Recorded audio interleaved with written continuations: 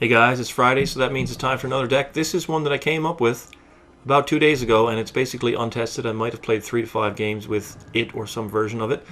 But, as the game goes on and new cards come out, I really want to try and put some new things together and test out, some decks. Lately, with the channel going on and what's going on in my life with all the overtime I've been working, I haven't had a time to do a lot of testing and, a lot of recording. So what I'm going to do this week is I'm going to test this deck on camera, and we can just talk about what we like and what we don't like, that sort of thing. But I've got a rough list of 60 hammered out, and essentially, the deck is called Turbo Self Mill. As you can see, it's a 4-color deck, same 4 colors we played last week, which is unfortunate, but it's a totally different angle on it. What I want to do is win the game with this guy. This is actually, outside of chipping away at your opponent with Elvish Visionaries or other assorted 1/1s and 2/2s, this is the only way the deck wins the game. The whole point of the deck is to get this guy in play and with an empty library, draw a card and win the game. So, the way we're going to do it is we're going to mill ourselves with Hedron Crabs, Satyr Wayfinders, and one of the new cards, which I'll show you, as well as Necromancer's Assistance. We're going to Seance back all the... This is really the key engine of the deck. So even though we want to play Lab Maniac and win with it, we're only playing 1 copy because that's all we need. But Seance is the real driving force of this deck, because it allows us to play our creatures, chump block, exile them on the opponent's turn, reuse the enter the battlefield trigger, prevent damage, and just fuel the graveyard. Just fill it up, empty the library, and then win with that Lab Maniac. So I mean.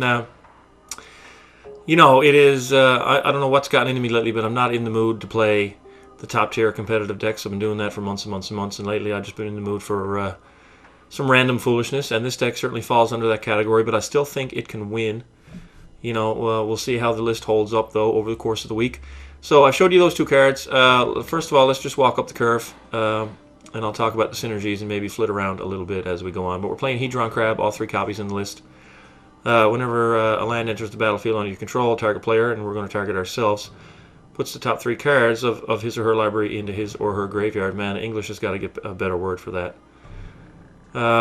But anyways, so we just mill ourselves, and we want to empty our library as quickly as possible, and Hedron Crab is perhaps the fastest way to do that, because generally you're going to be playing a land every turn anyways. So he really just throws a whole bunch of stuff into your graveyard and feeds that Seance.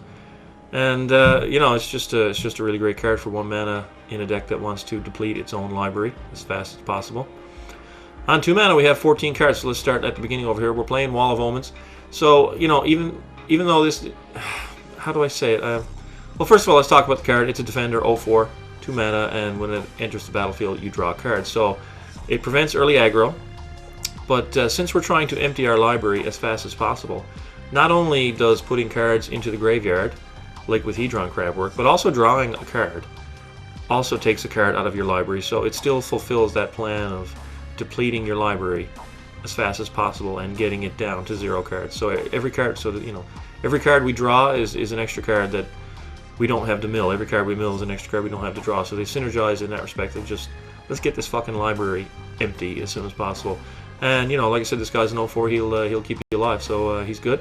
And obviously the enter the battlefield effect plays well with Seance, but I'm not going to mention that on every single creature that we talk about. So I mean, pretty much every creature in here has an ETB, So let's keep on looking at other 2 mana cards that we have in the deck. Obviously we're playing Elvish Visionary. It's same thing as Wall of Omens. Instead of being an 0/4 wall, it's a 1/1 creature, and instead of costing white mana, costs green. So it's, the same things still apply. Playing 4 copies of Satyr Wayfinder. This guy is obviously huge in this deck because he keeps you hitting your land drops. He fixes your colors. We're playing 4 colors in here, so he's pretty instrumental. He fills up the graveyard, which is what we're trying to do. And when you Seance him, he keeps milling you and just keeps hitting your land drops, and those land drops fuel Hedron Crab. So he's the linchpin along with the Seance. He's a pretty important card. And we've also got all 3 copies of Treasured Find, because there are some key enchantments in here, like Seance, that we won't always draw them. Sometimes we'll pop them in the graveyard, and Treasured Find running the full 3 copies allows us to get those enchantments back into our hand, because without them we can't win. So this deck is a one-trick pony. I'll advise you right now, if you plan on taking it out and playing it, it's a one-trick pony. You got to exile that Laboratory Maniac on your own upkeep with an empty library. That's what you got to do. But it's a rush trying to get there, and it's a bit of fun in the like I said, in the 3 to 5 games that I've played. So let's go back to the top now and look at the 3 mana cards. Obviously, we got Lab Maniac. Showed you that right at the beginning. He's the linchpin. We've got 5 3-mana cards. The other 4 are Necromancer's Assistant. So he mills 3, which is good. Again, you can seance him. He has 3 power though, which is pretty good because at least if your opponent attacks you with something half decently sized, this guy can trade with it. And you know, sometimes he'll act as a deterrent because of his 3 power. And against a lot of slower decks, he's actually a half decent clock. 3 power for 3 mana isn't terrible. He trades with a token, which is pretty bad, but you know, the real reason he's here is we want to mill ourselves as fast as possible, and we have to include all the cards that do that. So he's in, and that's the 3 mana cards. Back to the top, let's look at 4 mana. Seance, obviously critical, absolutely critical to this deck. Can't win without it. You know, like I said, the only way you win without it is if you beat down with all these 1/1s and stuff. Not going to happen.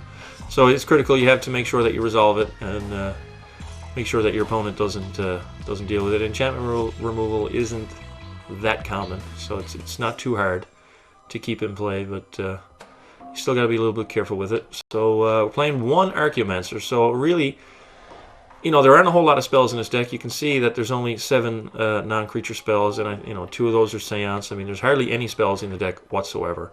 But since we're milling so many cards, there are going to be plenty of times where we throw a Treasured Find into the graveyard. When you cast a Treasured Find, it exiles itself. You can never get it back, which is unfortunate. But you know, you will tip them over with Satyr Wayfinders. You will tip them over with Necromancer's Assistant. So having this Archaeomancer is really, it's a backdoor 4th Treasured Find, or you know, it's just it's a way to get those ones that you drop into the graveyard back into your hand, so that you can actually get the Seance that you need, because Archaeomancer can't grab a Seance. And I'm not going into red for that new Warden of the Eye. I think, was it Warden of the Eye? I mean, I've got 4 colors here to manage. I can't play red, so that's why there's 1 Archaeomancer. He's there to, or she's there. I don't know, is that a she? I think it's a she. She's there to get back Treasured Finds that end up in the bin. If we get to cast her and get a Treasured Find back, and then exile her to Seance and get another Treasured Find back, well, that's just huge. She can also get Planar Cleansing. You know, I haven't showed you this card yet, but obviously, since the whole goal is to deplete everything, then Planar Cleansing is pretty important in this deck. I mean, obviously, spending a 4-mana card to get back a 6-mana card is pretty slow. But there will be times where it wins you the game. So, moving right along. Playing 3 copies of Gravedigger. It's got an Enter the Battlefield trigger for Seance. And let's just go get back a creature. I mean, you know, we can go get back a Wayfinders to start the milling process. You know, we can go get back anything, really. You can go get back a Runescar Demon if we want to cast it next turn. But the real reason Gravedigger's in here, to be perfectly honest, is to go get back these Hedron Crabs, because once the deck gets a Seance into play, it just wants to plow through the library, and nothing does it faster than Hedron Crab.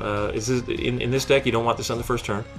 You want to set up first, probably, you know, get a Satyr Wayfinder, fix your colors, set up a little bit, you know, defend yourself with a Wall of Omens or Necromancer's Assistant, you know. But then you want to start dropping Hedron Crabs once you've found your Seance, either in your hand or you've got the Treasured Find to pluck it back out of the graveyard.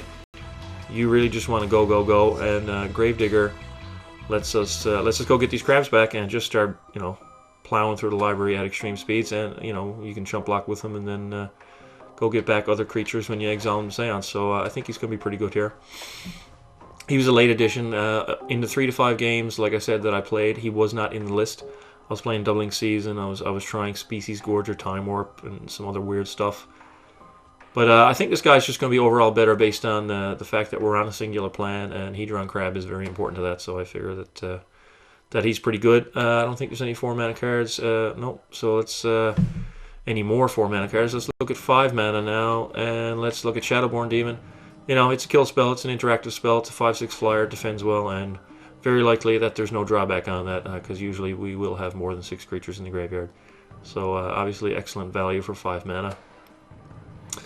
And this is one of the new cards that we just got. This is a 5 mana 2/5, Sultai Soothsayer. So when it enters the battlefield, you look at the top 4 cards of your library and grab 1 into your hand and plop the rest into your graveyard. So you can grab, you know, all the other... Satyr Wayfinder only gets you a land, which is kind of unfortunate because there are usually cards that you want to draw. This guy does the same thing. He flips 4. You take any of those cards, though. You know, you can grab a Treasured Find to go get that Seance that's in there. You can grab anything you want. This guy's amazing. 5 on the butt, he blocks well. 2 in front, he kills a lot of stuff. You know, he's a decent hard cast on 5 mana just to have some permanent board presence, and he's an excellent flashback through Seance. This guy is really increases the speed and consistency of the self mill and the combo, because you can grab the pieces with him. You know, he's kind of like a pseudo treasured find, except it only works for the top 4 cards of your library. But you know, the fact that you can pick any one of those 4 is extremely important. So he's really good here. You know, he's essentially the reason to play blue. Hedron Crab is strong and all that, but this guy is the reason to go there. Yeah, 6 mana, Planar Cleansing. We all know about what this does. So also, given the speed of the self mill in this deck, so a lot of the problem with the rare cards is that you can only run 2 copies of them, so you don't see them as often as you would like.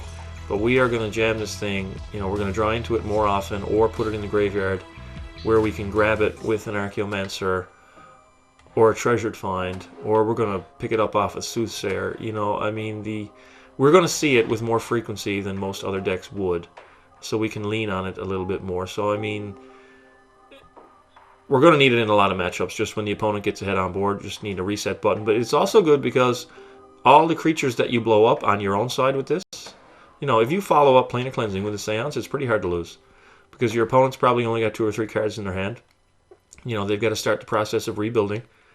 Meanwhile, you just drop a Seance into play on the next turn and start exiling all those creatures you just blew up, reuse their enter the battlefield effects, and you just keep on going. So it's a really strong card here. It's, you know, it's a very, very important card to have access to. Without it, I don't think the deck could function. I mean, there are games where you can get there without it, obviously, but there are games where you can't.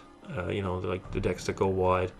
You know, things like Obelisk of Alara, or, you know, crazy enchantment decks. This just blows up the board and says, you know, let's start all over. And again, like I said, it plays well with Seance. So 6 mana, 6 mana, 6 mana. I don't think we have any more. No, the last card in the deck, Runescar Demon. Obviously, we're playing a combo deck.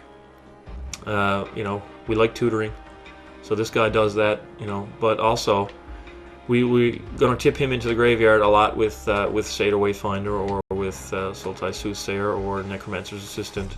And once we put him there, we can use Seance to tutor for free. You know, we don't have to pay the 7 mana cost. We just get a free demonic tutor. And in this deck, that's pretty important. So there are 2 last things now that I've shown you this. I'll show you the mana base in a minute. There's 2 last things that I'll tell you. If you want this deck or archetype, you know, this 4-color self-mill to be truly competitive, you should be playing Spider Spawning. I am not. Because, like I said at the beginning of the video, I'm just in the mood for some foolishness. You know, the exhilaration, the thrill of, can I get there, of exiling that you know, getting that what's his name? Laboratory Maniac into play with no cards in my library and winning the game on the spot. You know, you should be playing Spider Spawning if you want this to be competitive. I don't know how competitive it can be with Spider Spawning, but I think we all know the power of Spider Spawning. It's pretty tough to lose if you resolve one big enough. And the other thing that I will say is that I forgot what the other thing I was going to say is. So let's go look at the mana base. Maybe I'll remember. So now we've got the new Tri-lands. Okay, so we've got Tri-lands for all 5 wedges and all 5 shards. So we can play 12 of them. We can play 3 Arcane Sanctums, 3 Seaside Citadels, 3 Opulent Palaces, and 3 Sandstep Citadels. And what that does is, on these 12 lands, we have 9 sources of each of our 4 colors. That's huge. That is really huge. I mean, that's only half of our mana, 12 slots, and we've got 9 sources of every color. That's what lets us get away with playing a 4-color deck without Cultivate. That plus Satyr Wayfinder. So that's how we can get away with it. As far as the basics go, I was gonna do a whole just go 3-3-3-3 across the board, because the deck is fairly evenly split. I mean, there aren't that many white cards, but they are color heavy. I mean, Planar Cleansing requires 3 white. There's a few blue cards, plus we got the one Archaeomancer that requires blue. You know, there's a nice few black cards, and then the green cards, you know, are 2-drops, and we want to play them early. So, I mean, the colors are pretty evenly represented right across the board. So, but what I did, though, since we're playing Planar Cleansing, I ended up playing a Plains in place of an island. So we've got 4-2-3-3, because I really want to support this, and there's only 1 double blue card in the whole deck. And in this deck, Hedron Crab is not something you want to play on the first turn, honestly. It's something you want to play in the mid game once you've set up, and then of course he's just the power. You set up the engine, and then he's the gas. You feed him, you know, you just step on the gas pedal with this guy, and you just get there. So yeah, Lab Maniac. Oh, okay, that reminds. That's the other thing I wanted to say. You never want this card in your hand, ever. You do not want to draw it. You do not want to hardcast it, because this is the only way that you can win. Like I said, maybe you can beat people up with Archaeomancers and Necromancer's Assistants and Gravediggers. I don't know, maybe you land a Runescar Demon, your opponent does nothing. Highly doubt any of those things are ever going to happen. So the way you win is to have this guy in your graveyard with a Seance in play and an empty library. So on your own turn, in your upkeep, Seance will trigger. You exile the Laboratory Maniac, and then on your draw step, you win the game. So you don't want him in your hand. If you draw him, you have to get him into the graveyard. So you need to overdraw your hand. I thought about playing Obelisk of Alara in here because the blue mode lets you discard a card, but I don't think a 6-drop artifact is what this deck really wants to be playing. I mean, the 5 life every turn seems nice, but most likely we'll just tip it in the graveyard, and spending a treasured find on a non-engine piece. I want to save my treasured finds for these seances, especially if my opponent removes them. I want to treasured find them again. You know, treasured find on a planar cleansing is a fine play, but we've only got 3 treasured finds, you see, and that's why I don't think Obelisk really makes the cut here. So you really need this guy in the graveyard, and you have to do whatever you can to not hardcast him. You just got to get him in the yard. Then you got to have a Saints in play. Then you got to exile him with no cards in your library. It's a bit of a rush, but you know, let's see. It's going to be a fun week to see if we can get there. At least that's what I think. I don't know. Tell me what you think down in the comments. If you think this is going to be something that you're going to enjoy watching or playing yourself or whatever, let me know how you feel about it, and we'll see you for some gameplay shortly.